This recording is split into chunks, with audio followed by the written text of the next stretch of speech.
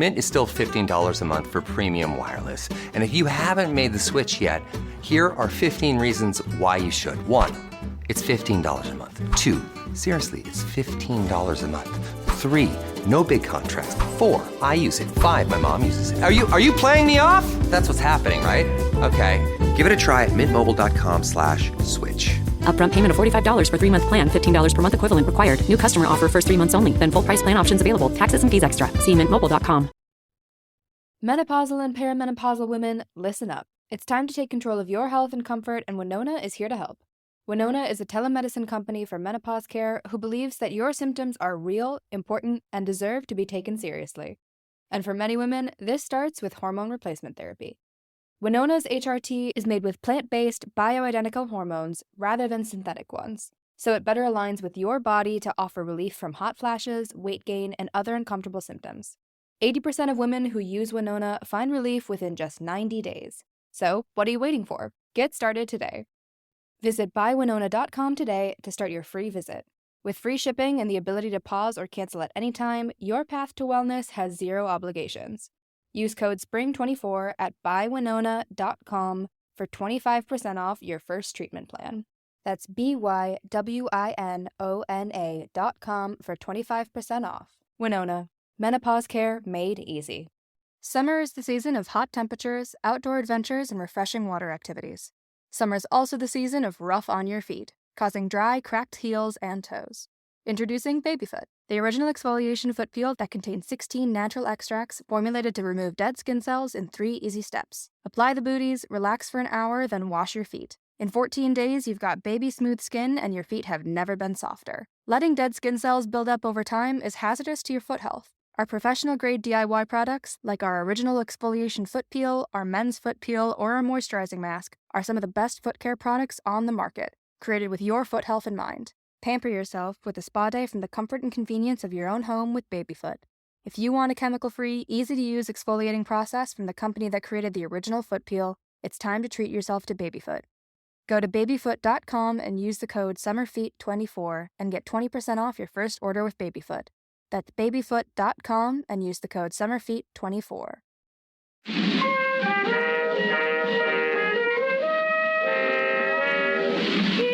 Buy, sell, trade, technology. No, launch the product. Oh, sorry, I was just having a business call. It happens when you're like super rich, like myself. Anyway, hello, and welcome to Too Stupid to Live, a podcast that reviews romance novels $5 and under. I'm your host, Becky Feldman, and today's book is all about deals and agreements and how money complicates love. Today, we are reviewing Courtney Milan's contemporary romance, Trade Me, which is currently $4.99. So one of the plot points in Trade Me is a fake romance, and if that trope appeals to you, I want to tell you about this new book that's coming out, which seems amazing. It's called Fairy Godmothers, Inc. by Serana D. Wild. And okay, so on the show, I've had guests and then they would say this following phrase and then I would copy, I would mimic saying the same phrase to sound smart like them. But basically they always say that like romance novels are cotton candy for your brain. And I feel like Fairy Godmothers, Inc. will like epitomize that. It's a rom-com, but it's also a paranormal romance about this town called Ever After that is powered by love. And so there's like fairy godmothers that run it, and they need people to fall in love in order to keep the town running. So they have their goddaughter pretend to get married to her billionaire ex-boyfriend. I mean, amazing, right? Like, what a mind-blowing premise. I am so excited to read this. So if you're a fan of authors like Shelley Lawrenston and Charlaine Harris and love books with a quirky charm, you should definitely pick up Fairy Godmothers, Inc. You can find more information about it on tstlpodcast.com. So for my guest today, I am so excited to have her on, and not just because we have the same name. Today's guest is Rebecca Ostroff. She's the community organizer of one of my favorite podcasts, Tight-Lipped, and she is also a playwright and producer. So please enjoy this review of Trade Me. Rebecca, welcome to Too Stupid to Live. Oh my God, Becky, thank you so much for having me. I am so excited you're here. I'm so thrilled. Thank you so much for inviting me. And again, it's like we have the same name, but it's not the same. It's not the same, but today we're two Rebeccas talking about romance. That's the episode. That's the episode. Well, I'll be Rebecca today if you want me to. Oh, wow. Yeah, I'm honored that you would change for me. Like, that's wonderful. Yeah. Mm-hmm. Anything to make the guests more comfortable. It's all I'm about. I love it. How are you doing? It's unprecedented times. How are you? These are unprecedented times. Yeah, as everyone keeps reminding us. Yeah. Yeah, things are good. I don't know. I'm feeling like a combination, like safe, but also going crazy a little bit. Yeah. I feel like near the beginning of this lockdown, I had a pretty positive attitude about things, but every month that this goes by, I feel like it's dwindling a little bit more. Yes. I don't know if you're feeling that too, but now we have a vaccine, so maybe things are getting better soon. Yeah, I hope things are getting better. It feels like it's kind of weighing down on me each day, but then it's like maybe I see the tiniest of lights at the end of the tunnel, you know? Yeah, definitely. But at the same time, a lot of weirdly positive things have come out of this time. Yes. So it's so confusing, right? There's certain things that I now think about and I'm like, when this is over, I don't think that I would want to commute to work for an hour and a half every morning. Like, you know what I mean? It's those absolutely. Things that, yeah. And it's like, and it's also nice to like connect with people via Zoom because you also like, you don't have to like, this is so weird, but you don't have to like pay for an Uber or like find parking. You can just like be in your house. I know. And it's crazy because that's how we met. And you're in Los Angeles, I'm in Toronto. And now we've seen each other like 4 times in the past few months. It's crazy. Yeah. And that like never would have happened before like we realized like, oh yeah, we have internet. We have cameras on our computers. We can be connected even when we feel disconnected for this like temporary amount of time. Yeah. It's so cool. And I think there's going to be a lot more of this even when this pandemic is quote unquote over. So that's really exciting. Totally. Like however overlooks, you know what I mean? Like do you know what I mean? Like it's like, what will overlook like after this pandemic? Like will things be normal or different than before? I don't know. I really don't know. You don't? Oh my God, please tell me. Oh yeah. I wish I really could tell you. Yeah. Another great thing that's come out of this is I've been watching all kinds of great TV that I never had the chance to watch before. Have you seen Pen 15, by the way? Yes, absolutely. I never watched it. And then a friend the other day was like, you really need to get on this. And then last night I was like, I think I watched half the first season. I was like, this is the best show that's ever been a show. It's so good. It is so good. It's one of my favorites. I love that show. Oh, so good. I should have known it was a you kind of show. Yeah. Listen, you know, I feel like I just came around to this other show. My friend recommended it to me for this other like podcast of like, it's called Find Me in Paris. It is the most ridiculous thing I've ever seen, but I love it. It's like about a ballet dancer who goes back in time, who goes from the 1900s and she goes forward in time and she's still a ballet dancer. But it's like Doctor Who meets like ballet. And I'm like, this makes no sense. And I love it. It makes me so warm and fuzzy. Whoa, I'm into that. I mean, if you just like need fluff, if you just like kind of like a romance novel, if you just need like fluff for your brain, hands down, I say watch it. Okay. Yeah. I actually will now that I can. I absolutely will. Nice. Cool. Well, okay. So I made you read a romance novel. That's why you're on the show. So Rebecca, before this book, have you ever read a romance novel before? Does the Twilight saga count? I say yes. I say yes. So in that case, yes, I read 4 romance novels before this. Great. What drew you to Twilight, and like how do you feel about it? Like, do you know what I mean? Oh God. Well, I feel very differently about those books with my adult brain than I think I did when I was like 14, 15 and was reading them. Mm-hmm. I'm trying to remember. At the time, I was just totally obsessed with this weird kind of like underlying sexual tension the whole time, where you're sort of like, what's going to happen? Yeah. Is he suck her blood? Are they going to have sex? Are like, you know what I mean?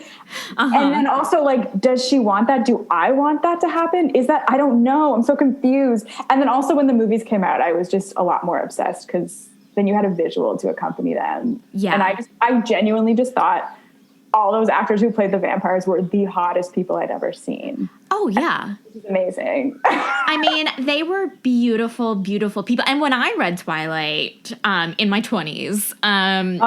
Fair. Yeah. I mean, I loved it. Like, I just love the idea of, like, this hot, stoic guy who's into you. Like, that fantasy, which is never true in life. Right. Mm-hmm. Right. And I think for all the weird messages that those books sent, what they definitely did very well was they show that you can't have this fantasy without there being a major downside and some major complications. Oh my God. Yeah. It's true. Like there's always a catch with a hot, stoic, icy guy who's not really human. Exactly. Yeah. And I also feel like it kind of also made like sex scary because there was this like thing in the background. He's like, if we do it, I'm going to lose control. And it's like, what is that? What does that mean? Is it going to be good for her? And then there's also that thing where it's like, oh, he's like, he wants to be close to her so badly that he's putting himself through pain and all this. Like he has to restrain himself and he's doing it because he loves her. And oh my God, what a gentleman. And this twisted thing that want to read this, folks. Yeah. And it's like this weird thing where it's like when they finally have sex, she like passes out and wakes up and it's like, God. Oh my God. Did you enjoy yourself? Like this, I want this to be hot for you. And I don't know if it was.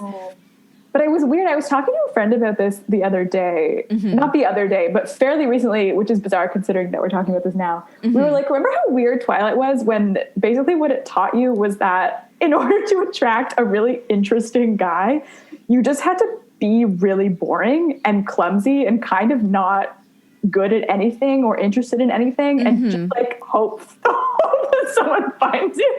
Like, do you remember when that's what we were taught about relationships? And it was like, yeah, I internalized that, I think, for a while. Totally. Because I feel like there were so many things like, I used to love the movie, what's it called? She's All That. And like 10 Things I Hate About You, where like the female protagonist was like ignored, overlooked. She was like a loser or whatever, different from everyone else, ostracized in her own high school way. And then like just by being herself, having this beautiful, beautiful man notice you, it like gives you your sense of identity, which that shouldn't be the case, but it is the case. You know what I mean? Yeah. Yeah. And it's really interesting because I feel like especially at that age when a lot of, well, I guess women in particular were first discovering Twilight, or I was at the time. You're at that age where you're kind of thinking those things anyways. And then to have that in a book, you're kind of like, oh, this is real. This has to be how relationships work and how I'm going to attract a partner. So it's kind of problematic in that way, I think. Yeah.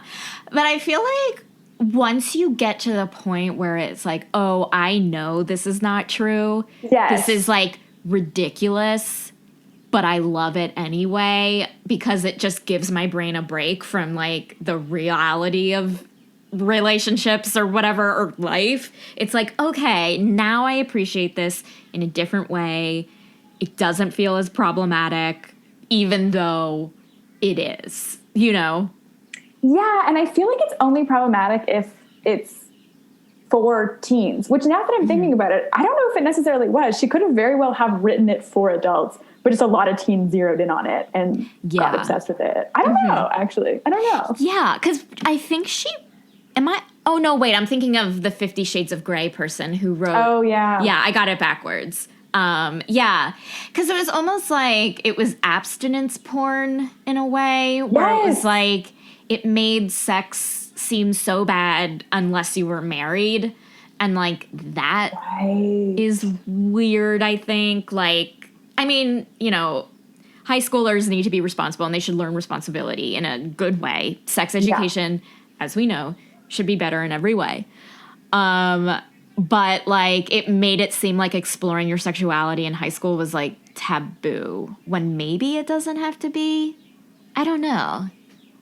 Yeah, absolutely. And she, in the Twilight case, she literally had to become a vampire to be able to have sex with him. Otherwise, she would have died, which is kind of the ultimate, that's the ultimate abstinence thing, I would think. Like, you will die unless you go through a major transformation before you have sex. Exactly. Like, you have to be exactly like your husband, species-wise. I don't know. Like, do you know what I mean? Like, you have to, like, be dead like your husband, pale, sparkly, in order to, like, really enjoy the connection.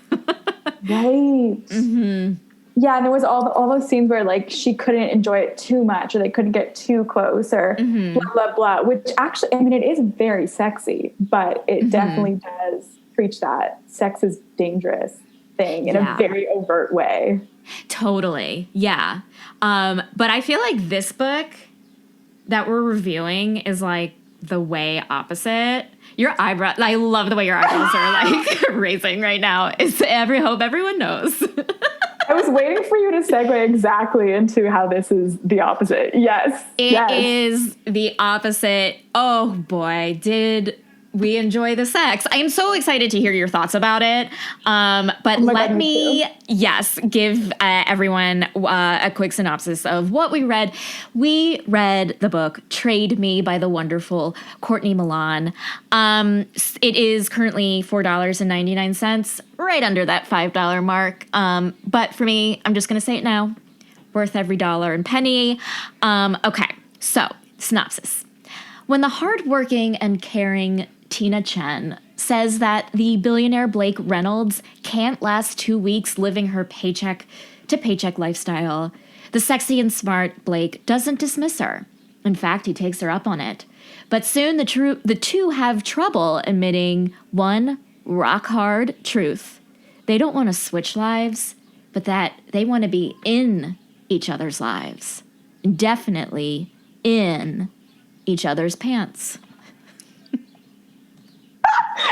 Did you write this synopsis? I did indeed. Becky, that is A+. That is amazing. Thank you. Oh my God. Thank you. Because I was just thinking, I was like, I didn't see that on Amazon. What is that? No, I feel like it's this weird thing where it's like, oh my God, am I going to be like, even though people read for like other podcasts, I'm like, I don't want to like plagiarize, but maybe, do you know what I mean? But I don't know. Also, I wrote that 5 minutes before we started, so that actually makes me feel like really good. That's impressive, because you perfectly summed everything up. Yeah. And even the tone of the book, actually. Because it's like saucy. It's saucy, but also like, it's like saucy, but also like informative about like the financial situation and like what it feels like to be an immigrant in this world, and also what it feels like to be a misunderstood billionaire in this world. Yes. Yes. And it was really interesting because, like I was telling you before, I went to visit my parents over the holidays, and I brought this book and was like, at first I was like, this is going to be really weird if I'm reading this in a room with my parents. But then for the longest time, I was like, oh, this actually doesn't matter. This is the least sexy romance novel ever. There's no sex. What is this? Like, this is just so informative. This is such an intellectual book. I'm learning so much, but why is there no sex? And then when it switched, it really switched.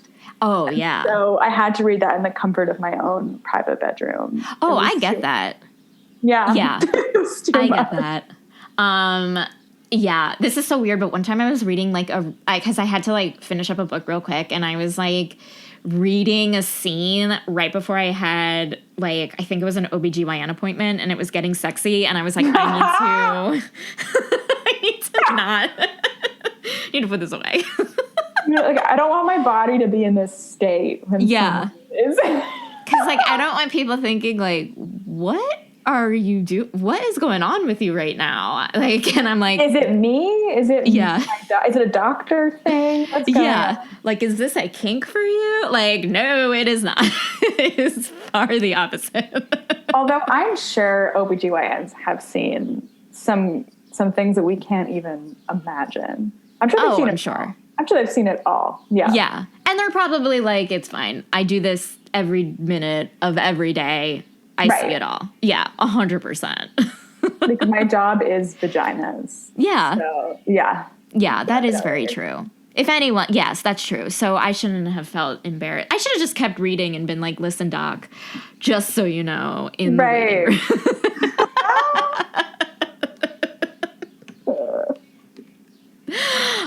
Okay, so I kind of want to talk about the cover of this book. Oh, please. Yes. So do you want to describe it to everyone? Oh, God. Okay, but please jump in here if I don't do it justice. Mm-hmm. Oh, because you will. So we have the cover is entirely our two protagonists. We've got the tall and blonde Blake Reynolds, who's repeatedly described in the book as tall and blonde, tall and blonde, tall and blonde. Yes. Sort of like towering over the much smaller in frame Tina Chen, who's like grabbing his body and then looking away like, oh my God, I'm so embarrassed about how much I want your body. Whereas he's just like, I'm into you right now. But we can't really see their eyes, so it is a bit ambiguous what's truly going on with them emotionally. But based on their body language, that's the story that I'm getting. What about you? I think 100%. Like, I feel like you just nailed like the emotional stakes of this book. Of she's like, if anyone's more resistant to her own heart and body, it's the female, Tina. And if anyone is just like, oh, I want to pursue this, it's Blake. The cover's hot. She's lifting up his shirt. You can understand her conflict. Yeah. Here's my one thing. It's the male model. I feel like he is very, very muscly, and like Blake has a nice body in the book, but he's also like kind of described as like scrawny a little bit, like he's on the scrawny side, and this guy is like a beast.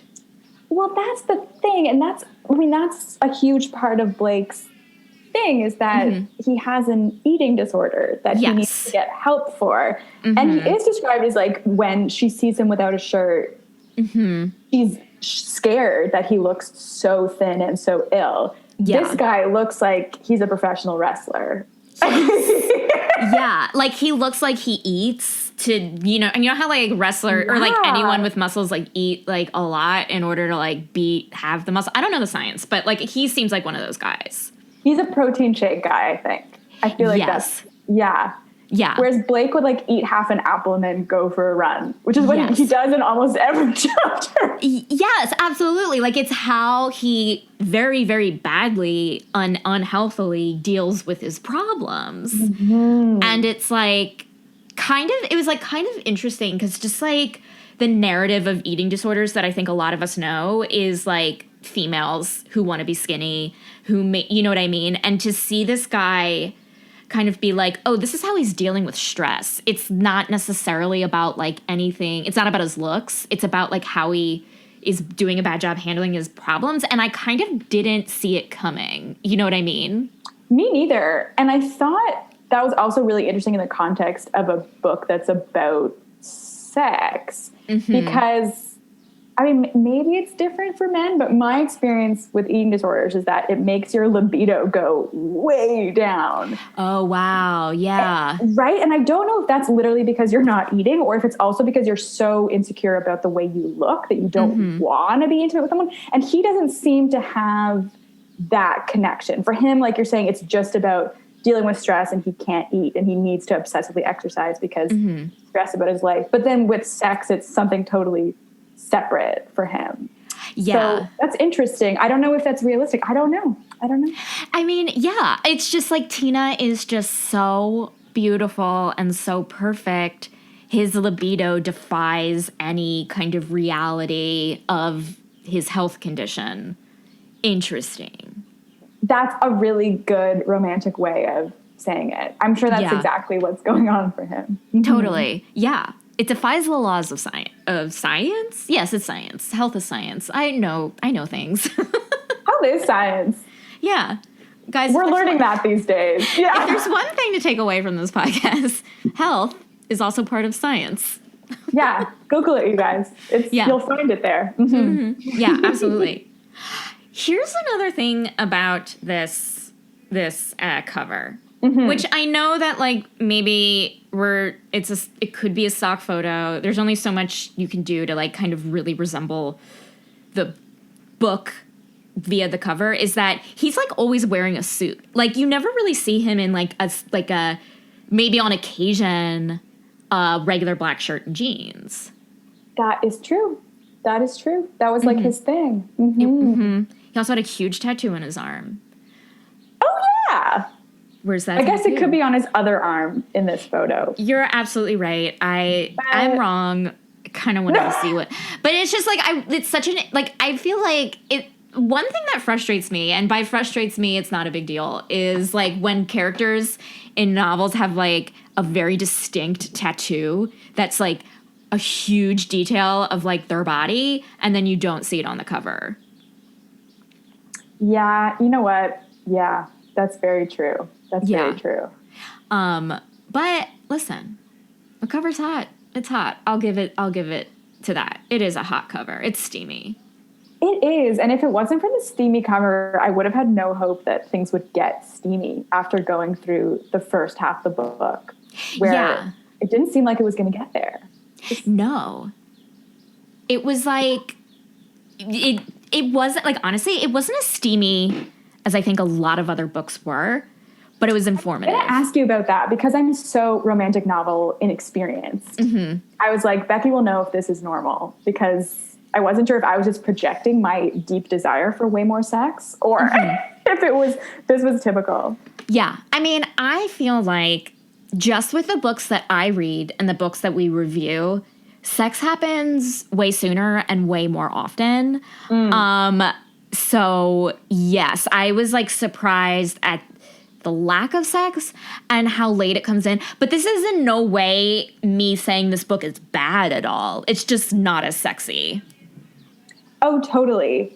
And that's, I think, with the less sex, there was more room for there to be so much story. We get to know both characters so intimately well over the course of this book. And it's part of a series. Am I getting that right? It is, yeah. Whoa. Yeah, so I think there's the next book is about her roommate Maria and another guy, I forget who it is. Yeah. Oh, that's exciting.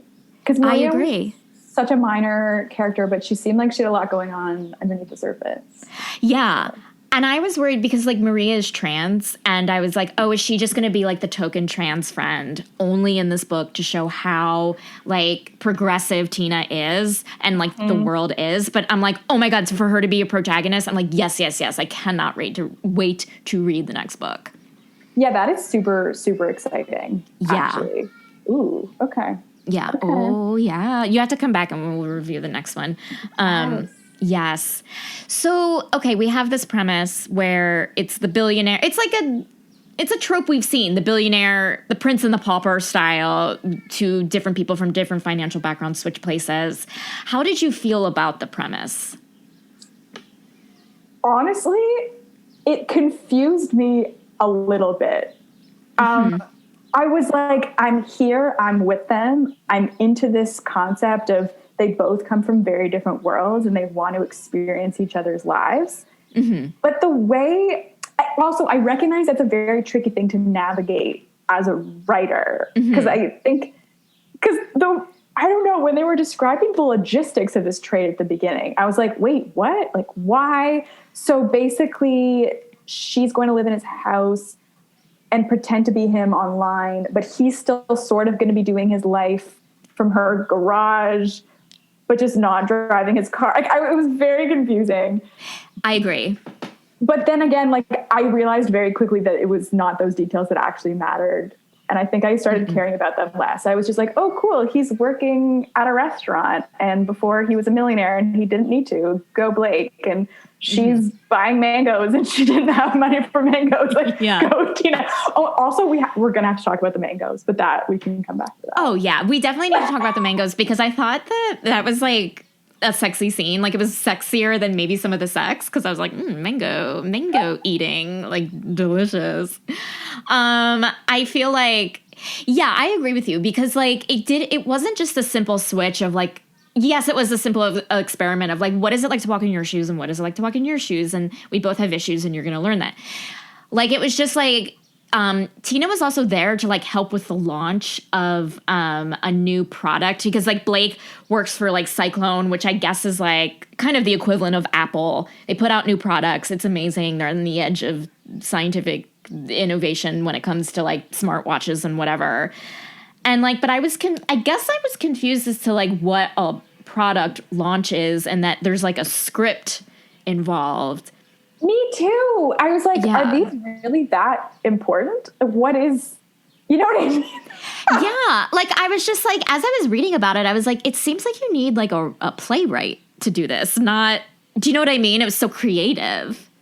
So creative. And they had this whole thing going with him and his dad. So it was Adam Reynolds as his father and he's Blake. And they had the Adam and Blake show. And they've been doing that since Blake was a little kid. And it was just there was so much backstory that I felt was so confusing because it was the context of all the past launches that they've done and the intricate scripts they had. And I was like, but is this a real thing? Does this matter? I mean, maybe if we asked someone at Apple, they would be able to tell us.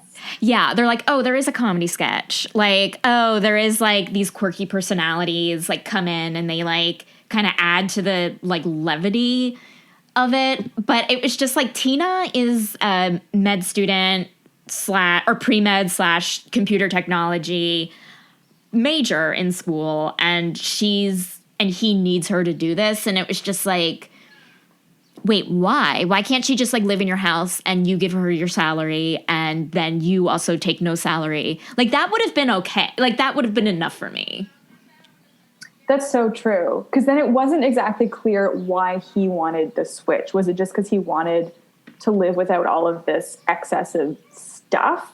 Or was it really just because he wanted to get away from his dad and all the stress of working at his company, etc.? I think it was the latter. Yeah.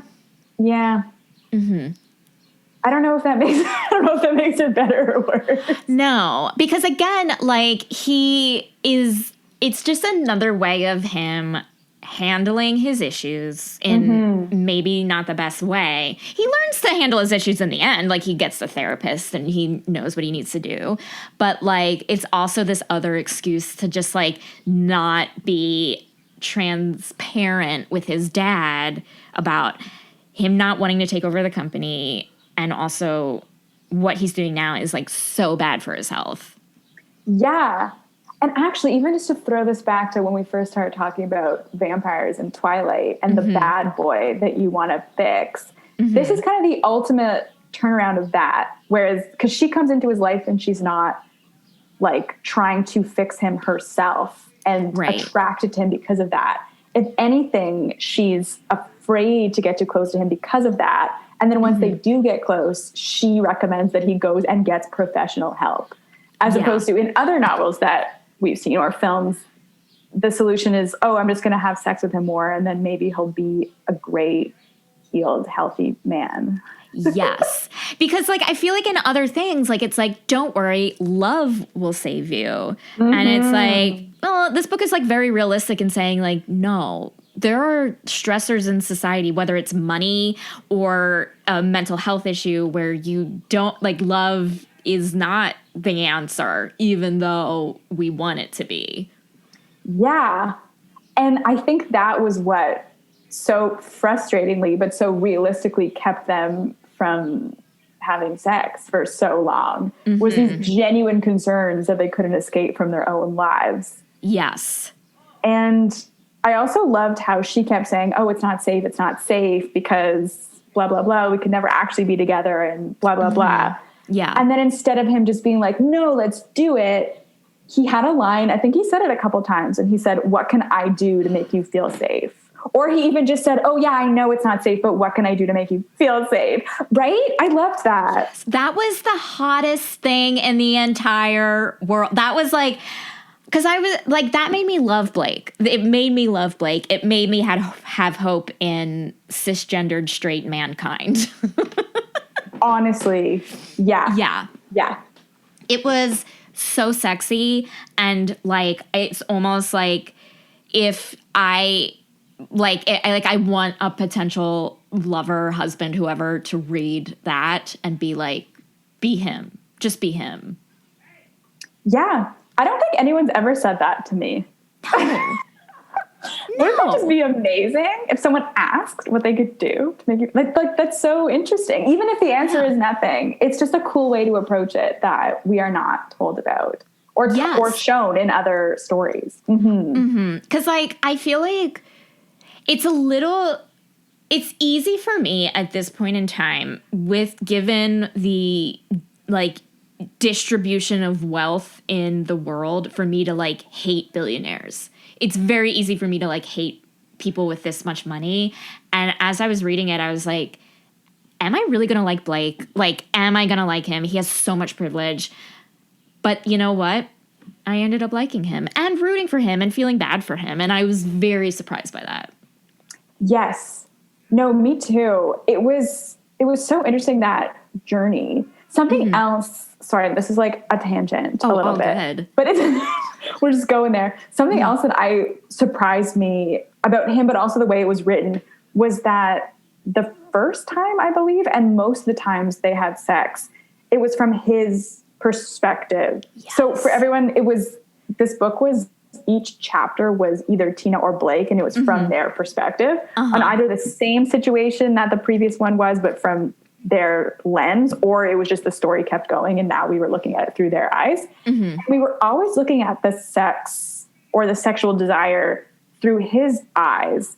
But it wasn't like, oh, she's so hot, I want to whatever, insert whatever. Yeah. It was like, oh, I love this because she's so into it and her body is really responding. And I had never read anything like that before. I was like, yes, that should be why men enjoy sex.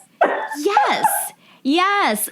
Like, this book is like, again, like, that is just like, that's what's sexy. And like, yes, I am 100% with you. Like, that's why I like love Blake. I love him. He's sexy and rich. He's so sexy. And he was so passionate about giving her multiple orgasms and about doing all these things that I did not expect, especially coming from his perspective. That was really, really cool. Yeah. It's like, men, read this. Read it. Yeah. And maybe skip the second half, but yes, read it. Yes, read it. Like, yeah, that's true. If you want to read a beautiful romance novel, that's a great story, like, read the whole thing. But if you're like, how do I please women? Read that part. Absolutely. Absolutely. But so, sorry. What? No, you go ahead. This is also a tangent, but I was going to ask you about the mangoes thing. Yes. Because I'm curious to hear what you thought, because my initial impulse was, oh, this is too weird to actually be hot. I was confused by it. So I reread it this morning, and like, the way it wasn't hot, because like, I'm kind of with Tina, like, in the scene, she's like, they're like about to kiss and she's like, my hands are sticky. And I feel like that's how I would respond if I was in that situation.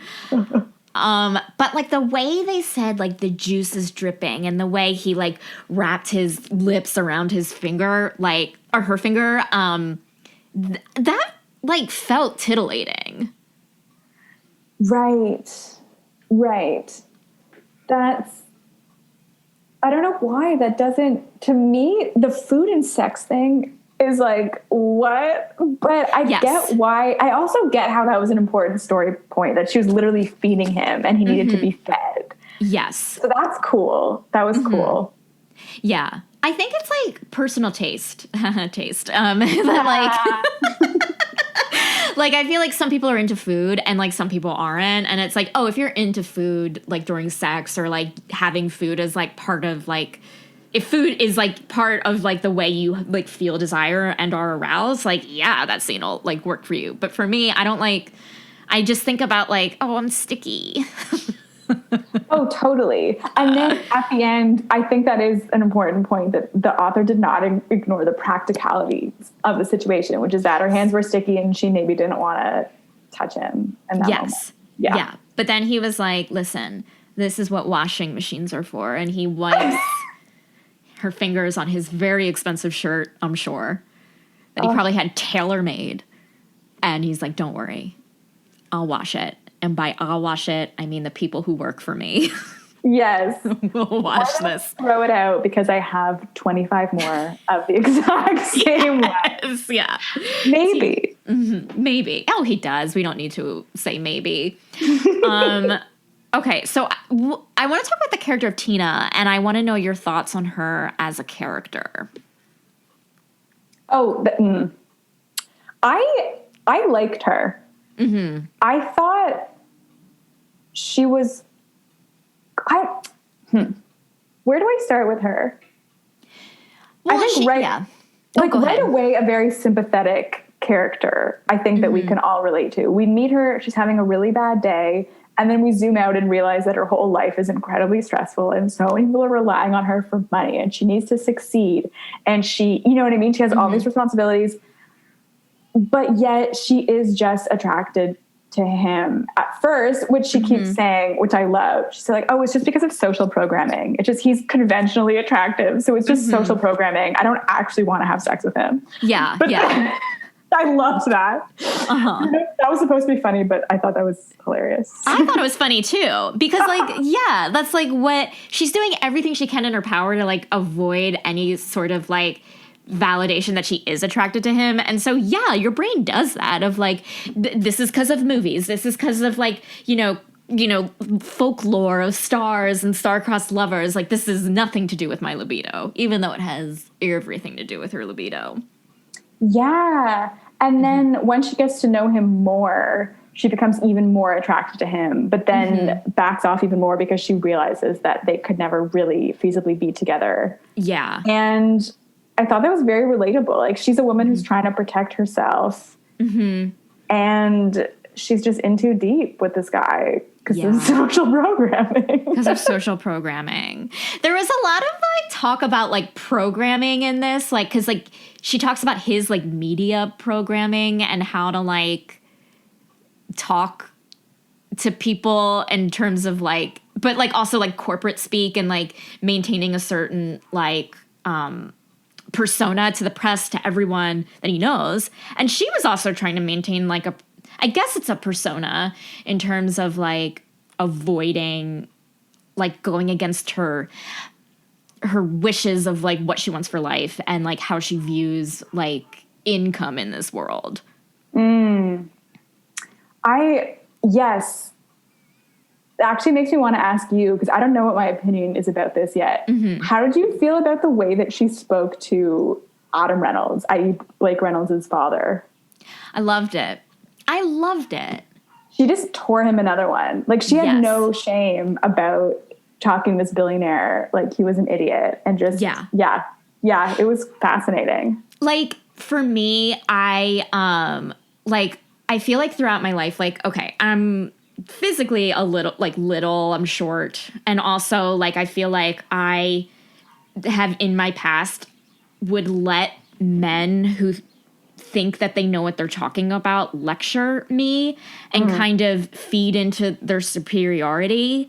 And, like, just because I think I, like, maybe tend to be on the polite side of just, like, kind of letting them go and letting them lecture, letting them feel smart, letting them mansplain. And, like, to see her stand up to him and be like, you know, treating him like he is her equal was like this, like, it made it like I felt triumph through that scene. Oh, yeah, that's a good way of describing it. It was fascinating because I wasn't expecting that, even though we knew from the very beginning that this is a woman who speaks her mind and is very not afraid to say her opinion and to get angry at people. I just didn't expect her to do that at that first meeting with Adam Reynolds. And then I loved the fact that both the guys in their own way were like totally into it. Yes. They were just like, this is great. This is why we love Tina. And I was like, yeah, this should be why everyone loves Tina. Totally. Because like they live their lives with everyone idolizing them. You know, like people idolize like Bill Gates and who was the Apple guy? What's his name? Steve Jobs. Steve Jobs. Like people look up to Steve Jobs as like a way to live their lives. And like for her not to see them as that, but to see them as people, like it probably like it caught them off guard, but like in a way made them feel normal because they're surrounded by people who don't treat them normal. That's a good point. They were probably just like relieved, also amused, and just excited about it because it's probably so novel. Yeah. Yeah. And it also gave me more appreciation for that sort of narrative. Because at the beginning, when Blake proposed this whole trade thing and got really interested in Tina because she started bitching him out in that class about how he didn't understand his privilege and blah, blah, blah. At first, a part of my brain was like, oh, here's a classic case of, oh my God, he's so surprised that a woman would speak her mind, that he's like mystified and, oh my God, like how crazy. Now he wants to get to know her because how could she just do that? But then it became clear that that was not, it's not just that he was fascinated by it. He was just like, oh, this is Tina and this is what she has to offer. And it's one part of her. And I just thought that was really cool. And then his father came to really appreciate that as well. Totally. And I think the part of that scene that like really struck me was that like he comes in like, or like Adam, Blake, she meets Adam or Blake's father at this lunch. Blake leaves for a second, and then Adam immediately is like, I know you're just dating my son for money. How much money can I give you to leave?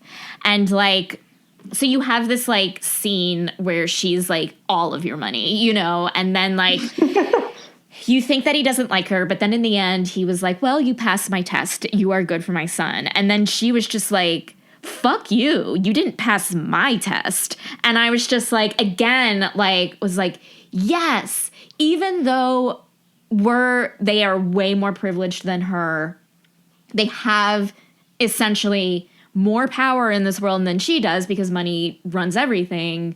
She just like was like, but I am just as important as you, and I am allowed to test you. And again, it was just like this rallying cry for the little people in this world. Totally. And even though Blake brought her there because he wanted her to leave a good impression on his father, it wasn't like, you did what? He wasn't even doing anything to try and control the situation or control what she said. He was just like letting it happen. He like fully didn't care. Totally. I loved that. I really thought that was cool because they weren't even sleeping together at that point. They were fake dating and like holding hands for the first time or something like that. It was all very, very, weighted. Oh yeah. The titillizing fingers weaving through other fingers. And you're just like, that's, weave more of your bodies, please. But didn't get to that point. We had to wait a long time for that. Yeah. We have to wait. And then even the first time where they get hot and heavy, it stops because he like takes her shirt off and he's like, your tits are amazing. And she's like, no, they're small. Don't just say that. And he's like, gives her this long reason why he loves them. And then she leaves. Or like, she puts her clothes back on and is like, we can't do that. And it was like blue balls. Can I just say, I'm still confused about that. Okay. So confused that I even wanted to read that speech that he gives about why her tits are amazing because I didn't understand how then she would leave. It made no sense to me. Yes, and his speech is pretty good. Like it made me. Do you want to read it? If you wanted to take it out and read it, you are more than welcome to. Absolutely. So for anyone listening, they were getting hot and heavy. And to be clear, I think this is also they had just started kissing and like started taking each other's clothes off, and they hadn't actually said any words to each other yet in this new sexual space. And then blah, blah, blah. He says she has amazing tits. She's like, no, I don't. And then he goes, you have awesome tits. I love touching them, licking, sucking. It makes me fucking wild to be able to drive you crazy like this. Tits are a fucking gift for sexual pleasure. So never tell me you have non-existent boobs ever again. I think I just proved otherwise. Wow. And then she leaves. Yes.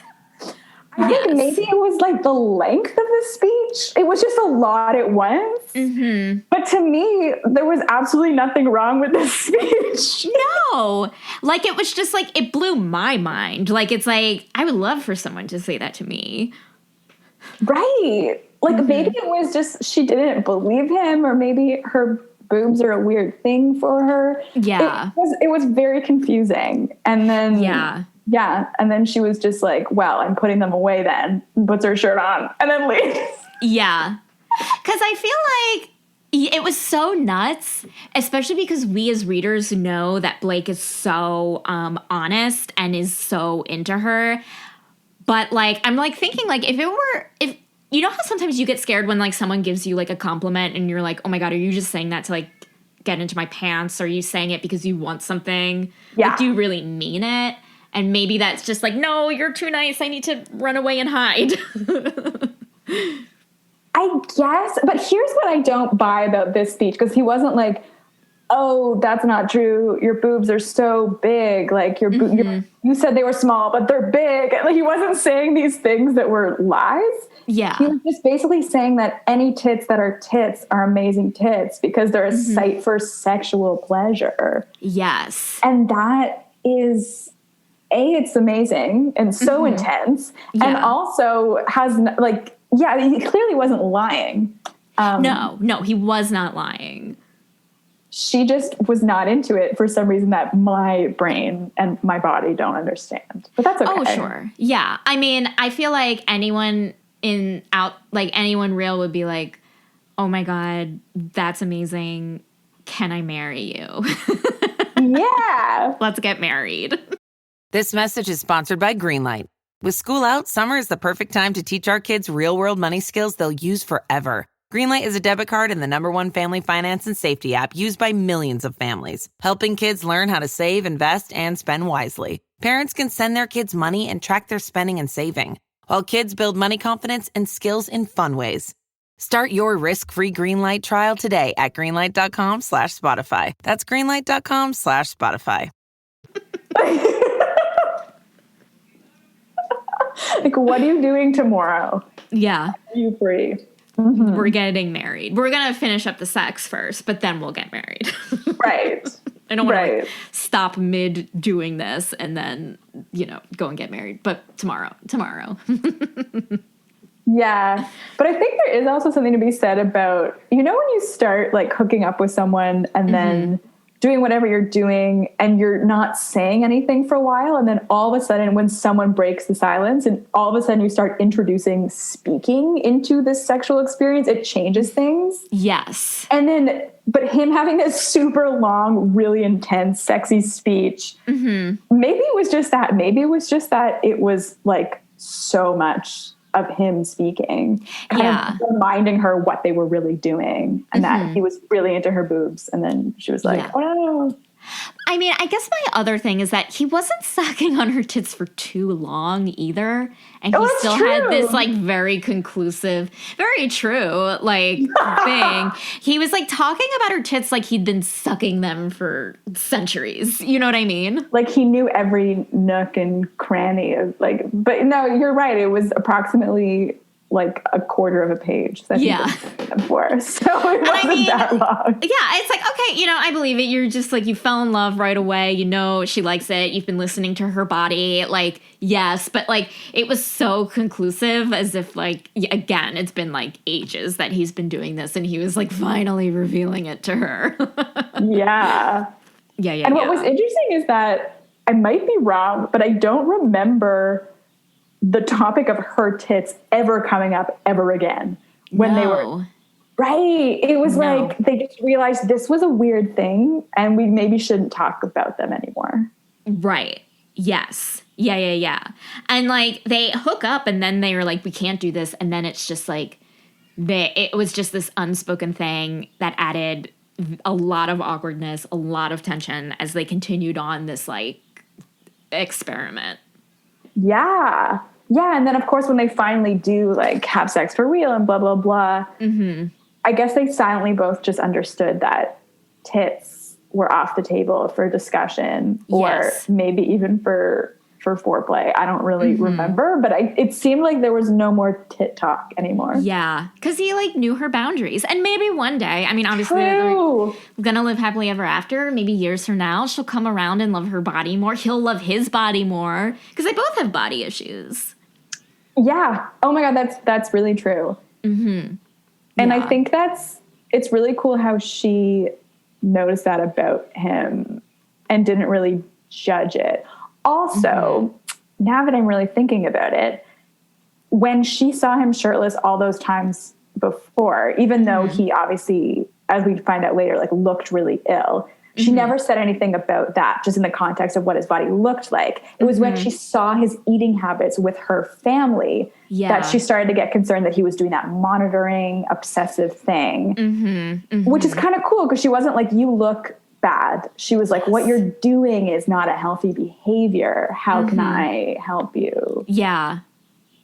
So that's true. That's real love right there, I think. It is. And you know what else I liked, where she was like, discovers what's going on. They have sex and then they are like connecting and she's like, listen, this is fucked up. She says this is fucked up and I don't know how to help you, but you need to get help. And I was just like, was amazing. You know what I mean? Like, it's hard. If someone were to tell you, like, what you're doing is fucked up, and it's such a hard thing to hear, I would think. But, like, in that context, it was so, like, empathetic. Yeah. Because she was validating him, whereas when before he was sort of like, I don't know if I have a problem. I just have these weird things that I do, and they're kind of causing me a lot of distress, but I don't know if it's a real problem. But what she did was she validated it, but then also said that he just would need to get actual help and that it would be fine. He just needed to go get help. Yeah. Which is huge. I think everyone needs to have someone like Tina in their lives. Absolutely. Someone who loves them and they're going to give them tough love and nice love and easy love. Yeah. Unless you talk about their tits. Unless you talk about their tits. But listen, they're going to I truly believe that they're going to get to a point. Even now, the book was written in 2015. It's 6 years later. I think that they're both having great tit talk. And they're healthy, they're happy, they're doing well. Yeah, I feel like today even probably they're like doing all kinds of titty stuff. And it's whatever. And she's loving it. She loves her body. He loves his body. They love each other's body. They're doing well. Their happily ever after is going very well for them. I really hope so. I like to think that. Yes. Oh yeah. You don't need to hope. You need to know. They're doing great. They're doing great. And maybe that's why that was the cover of the book, is because that's actually what Blake looks like now after the book was written. Okay. Yes. You think? Like then he got really buff and maybe that's not even a healthier, I don't know. Actually, I take that back. Well, maybe he's just like genetics wise is buff. Like it has nothing to do with going to the gym. He just has this is his genetics. And he's also not wearing suits anymore because he's like low key, living his best life as free from the corporate world. So that maybe that's it. Maybe that's the picture. I think you're right. Let's go. Yeah, let's go with that. Yeah, I'm going to say you're right. I thought an interesting part of this book also is the relationships that our characters had with their parents. Yeah. And how we really learn a lot about, well, in particular, Tina's parents and their relationship to money and their relationship to immigrating from China and like all these things that we learn about them. And then we also learn that she has this complicated relationship to them where she feels like people think she should be ashamed of them for having the past that they have, but she refuses to be. And she even says that to Blake when he meets them. And then he doesn't have any of that at all. He's just like, why would you be ashamed of them? And then just likes them. That was cool. Like, I think that was important that they went there with this book. Yeah. Yeah. What did you think of Blake's relationship with his dad? Because, like, I feel like to an outside eye, like, they call each other fucking assholes all the time. And it's like, whoa. But then it's out of love. I honestly know some people like that. Well, men who have those, men who have those relationships with their fathers. I didn't think it was that crazy. She had a couple moments where she was sort of like, how could you have a good relationship if you call each other fucking assholes? But it didn't faze me at all. No, not at all. And especially now, like, my neighbors next door, they kind of act like that. Like, and at first I was like, wow. And then I was just like, oh, I guess more people are like that than I think. Like, my family is not like that, but it's just like, oh, it's a form of endearment, and I am here for it. Totally. And I love how in the end we learned that we had thought the whole time that Adam Reynolds was putting all this pressure on his son to be amazing, blah, blah, blah, blah, blah.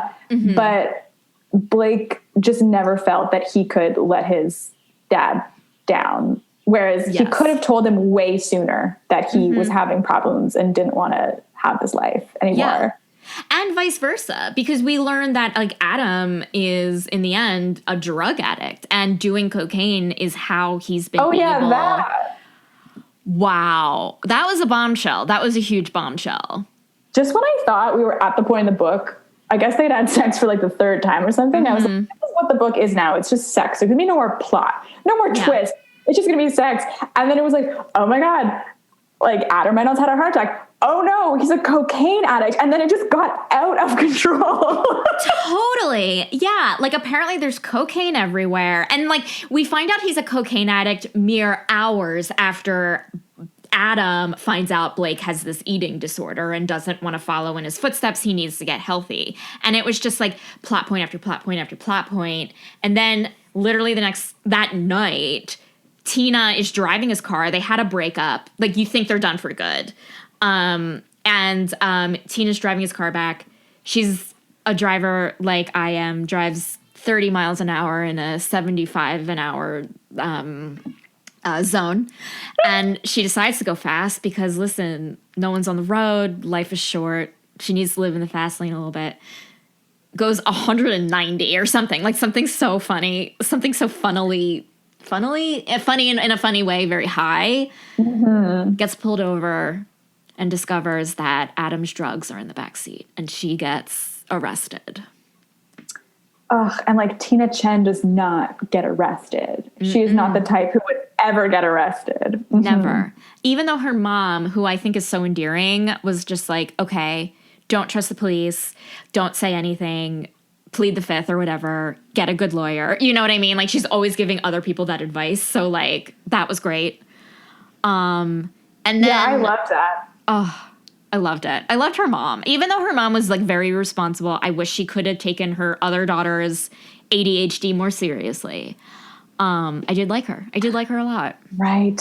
That's true. That was very stressful for Tina, understandably. Yes. Because there was a lot of, like, them taking care of their parents. It was all about them making sure their parents are okay, when really it was like they need to be the kids and their parents need to take care of them. That's true. That was common between both of their stories. Yeah. I didn't really even realize that. Yeah. And then we also learned that even though it's true, like, Tina kept saying if she didn't make sure the parents paid the bills on time, et cetera, they wouldn't do it. Yeah. When her and her mom had that fight and then she got locked out of doing all their bills, like, bills and stuff. She was just sort of like, but why do I care? Like, maybe sure, let her not pay the bill. She doesn't want me to, so why would I do that? And that's kind of a really interesting thing to realize. Yeah. That the responsibility was very real, but there's only so much you can do if someone doesn't want you to help. Totally. Because I think, like, parents, I don't know, I'm not a parent, but it's just like, oh, I need to be the parent, you need to be the kid. And then you have this realization of like, oh, you're taking on more responsibility and I actually need to be the parent, even though you're like an adult. Yeah. And I thought it was beautiful. Yeah, that was so interesting. I also just felt really sad for Tina that she had all this to think about just throughout her life. It's just it was sad. She wouldn't have thought of it that way, but it was very sad. It was sad because I think she was like scared about like because she did get her like inadvertently when she was 6 blurted out that her father was in China practicing Falun Gong and like that gets you persecuted. He could put you in jail. Her father does go to jail for a while. Then they escape to the United States, and she's been like harboring this guilt for, 14 years. Yeah, that's intense. That's a big weight to carry. Yeah, absolutely. And she's like, I need to make sure my parents are okay. It blew my mind that Tina was like basically subsisting on like $20 a week, which is insane. Yeah, it was crazy. And all the things with where they were living and the heat was never really on. And then like you couldn't have the lights on and the fridge be on and all these things. And they were just eating rice all the time if they were eating at all. And I was like, oh my God, it's actually crazy that she wasn't the one with the eating disorder. But or like she at least wasn't just like malnourished, just like eating rice. Because you ideally would be, I think. Again, health science, I don't know. But Google it. Yeah. Yeah, Google it, health of science. So yeah. But like, I think in the end, I imagine Blake is going to help out with her parents financially now that they're together. Maybe, maybe not. Who knows? Oh, I know. And I hate that I think that, but I do kind of think, oh, great. One major positive thing that's come out of them being together is that he has money and can help her with her parents. Yeah. During this like whole book where it's like, well, money doesn't buy happiness. But like, truthfully, I think it can help with happiness. I mean, in her case, it's literally the difference between her sister getting the medication she needs to function and not. Yeah. So that's big for sure. Totally. Because I think like money in general helps with quality of life. If you have a high quality of life, you have happiness. So like in a way, like money does buy happiness, I think. Yeah. And I think in this book, they had to come to their relationship with each other from a place that was pure and not about money. But now that we know they genuinely love each other, hooray, she can be financially stable also. Exactly. Yeah. Like the money is just an added bonus, but like, and then in this book, it's not even that important. Like, there's no epilogue where it's like, oh, like, now my parents are living in a mansion. Like, the epilogue was just, like, nice. They're just, like, sitting on a park bench, and they're like, we're going to make this work. And, like, that I thought was very sweet. It was really sweet. And, yeah, I mean, classic. They just fell in love in a real way. I just hope that as the relationship goes on, they continue to have that, like, mind-blowing sex that we got to see, like, twice in the book. Yeah. I hope there's way more of that than there was in the book. That's for sure. I think yes. And I think the sex is probably just better and better, which is so unbelievable.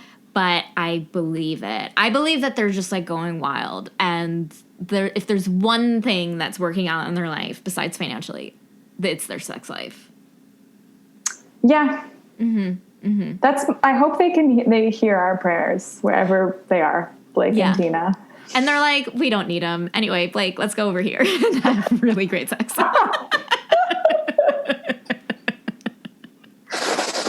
Yeah. I hope somewhere, wherever they are, they're doing that thing where she starts giving him a blowjob and then he's like, no, I'm going down on you. I hope they're doing that some more. Oh, yeah. Great. I think I have hope for them.